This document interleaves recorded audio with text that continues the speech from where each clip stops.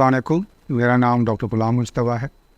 मेरी qualification MBBS और FCKS neurology है और मैं as a consultant neurologist Max Health hospital में काम करता हूँ। आज हमारा टॉपिक ऑफ डिस्कशन है एपिलेप्सी। एपिलेप्सी जिसे हम आम लफ्ज़ों में मिर्गी भी कहते हैं।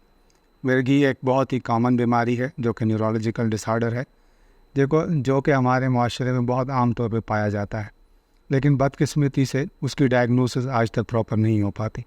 तो अगर मिर्गी को हम समझने के लिए उसकी डेफिनेशन को देखेंगे तो वो एक मरकज़ी आसाब की बीमारी है, जिसमें मरकज़ी आसाब के खुलिये जो बुरी तरह मुतासर होते हैं, जिसके नतीजे में एक एबनॉर्मल एक्टिविटी प्रोड्यूस होती है जो हमारे जिस्म में बाज़ों का एबनॉर्मल पोस्चरिंग, जिसमें हाथों पैरों का मुड़ जाना और बेहोशी का हो जाना, ये सब चीज़ें आती हैं।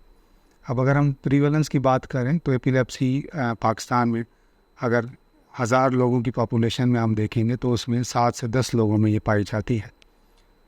एपिलेप्सी के मुख्तलिफ़ कॉजेज़ होते हैं। उनकी वजूहात को अगर हम देखें तो उसको हम इडियोपैथिक और सेकेंडरी एपिलेप्सी में डिवाइड करते हैं। इडियोपैथिक एपिलेप्सी जिसका कोई रीज़न नहीं होता, जो कि आमतौर पर बच्चों में पाई जाती है।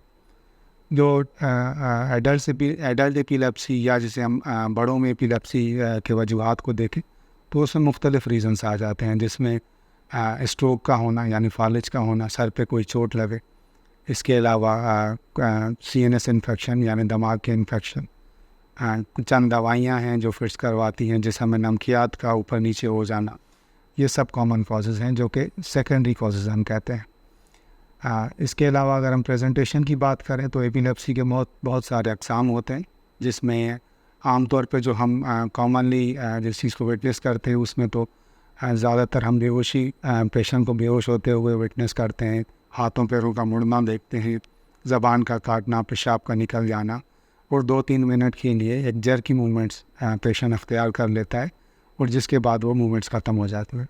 इसके अलावा भी कुछ प्रेजेंटेशन होती हैं एपिलेप्सी की जो कि आम तौर पे हम मिसडायग्नोस कर रहे होते हैं, या इवन पेशेंट के जो क्लोज रिलेटिव्स होते हैं वो उस चीज़ को एपिलेप्सी की तरह अप्रिशिएट नहीं कर पा रहे होते हैं। तो ये सारी चीज़ें हैं जो कि हमारे माशरे में आज भी मिसडायग्नोस होके या इवन उसको आसेब या किसी और चीज़ का रूप दे के उसकी प्रॉपर ट्रीटमेंट नहीं हो पाती और तशख़ीस नहीं हो पाती। तो एपिलेप्सी के अपनी कॉम्प्लिकेशंस भी हैं, जिसके नतीजे में ये चीज़ अगर ट्रीट ना की जाए तो ये चीज़ सडन डेथ का भी कॉज बन सकती है, क्योंकि अगर एपिलेप्सी के फिट्स 2 से 3 मिनट से ऊपर चले जाएं, 5 से 10 मिनट चले जाएं, या ये फिट्स रिपीटेटिवली किसी पेशेंट में होते रहें बेहोशी के साथ, तो ये रेस्पिरेटरी फेलियर यानी सांस लेने के जो पट्टे हैं उन्हें अफेक्ट कर सकती हैं और पेशेंट का सांस लेना दुश्वार हो सकता है, जिसके नतीजे में मौत भी वाक़या हो सकती है।